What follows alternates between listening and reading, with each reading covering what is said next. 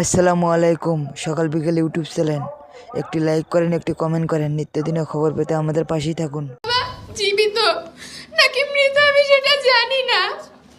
আমি আমি আমার বাবা মরে গেলে, যদি আমার বাবা মারা যেত তাহলে তার একটা কবর থাকতো, আমি গিয়ে দাঁড়িয়ে বলতে পারতাম এটা আমার বাবার কবর। শুধু এই ছোট্ট মেয়ের কান্নাই নয়, ঘুম থেকে ফিরে আসা সংসদ সদস্যর কথায় ছুঁয়ে গেছে পুরো হল ভর্তি শ্রোতা ও দর্শকের আবেগকে।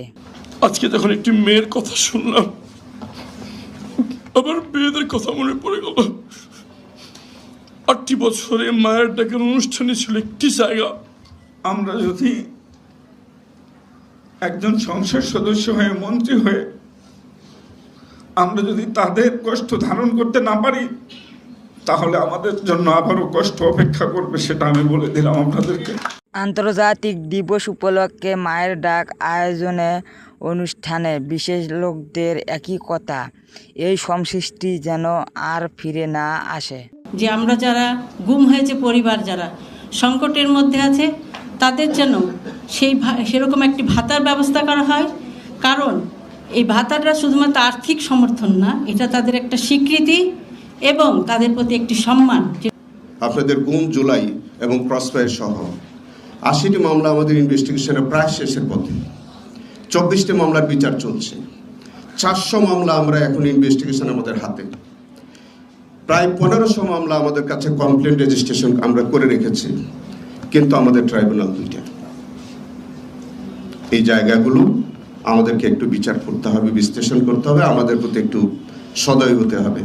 আমরা দীর্ঘদিন ধরে কাজ করতে যেয়ে মনে হয়েছে যে এইটার কোনো বিকল্প নেই। প্রথম হচ্ছে বিচার বিচার বিচার, দ্বিতীয়টি হচ্ছে তাদের আইনগত স্বীকৃতিটা দরকার। আরেকটি বিষয় গুরুত্বপূর্ণ, সেটা হচ্ছে রাষ্ট্র যদি তাদের পাশে সব কিছু নিয়ে না থাকে, তাহলে এই পরিবারগুলো মাথা উঁচু করে সমাজে দাঁড়িয়ে থাকতে পারবে না। ফ্যাসিস্ট সরকারের আমলে মায়ের ডাক ছিল একটি আলোর প্রতীক। তাদের কান্নায় সারা দেশ ব্যথিত হয়ে পতন হয়েছে সরকারে। Crying last 17 years. এখন কান্নার সময় নয়, এখন আমাদের অধিকার আদায়ের সময়, এখন ন্যায় বিচার পাওয়ার সময়। এই যে সংসদ, এই সংসদে এই গুম পরিবার, ক্রসফায়ারে যাওয়া পরিবারগুলোর জন্য একটা স্পেশাল সংসদীয় কমিটি গঠন করা যেতে পারে।